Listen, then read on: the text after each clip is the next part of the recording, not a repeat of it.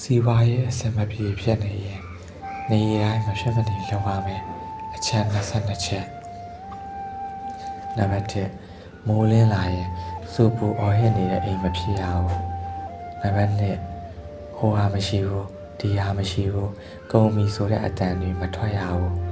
နံပါတ်3ညနေကလေးကဘာကုန်တက်လဲအမြဲစစ်တက်တဲ့အချက်လုပ်ပါကြိုဝယ်ထားပါနံပါတ်4တချို့အိမ်တွေကလူကြီးတွေနဲ့မိမိကိုယ်တိုင်ကဖွာစီလုံးမိနေတတ်တယ်တတိယပြုပြင်ပါမထိန်တက်တည်ရင်အိမ်ရလှုပ်ဆလို့ရင်တန်ဖို့တီတရားရှခောက်စိတ်ထဲကနေရွှေ့ရင်လှုပ်ချပါ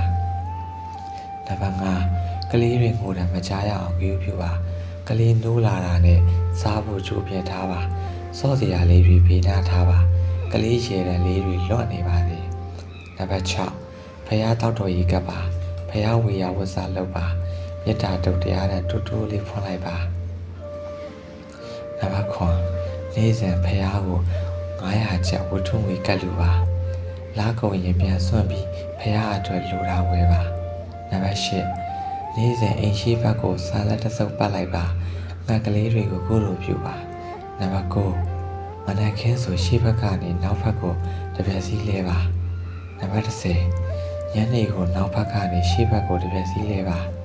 နံပါတ်17ဖနက်အစုပ်ထီးအစုပ်ကျိုးပဲ့နေရာတွေအိမ်မှာမထားရပါဘူးမိဖို့ချောင်းမှာမလိုအပ်တာမထားပါနဲ့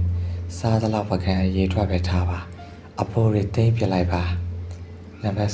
17လင်မယားစောစောစီစီစကားမများမိပါစေနဲ့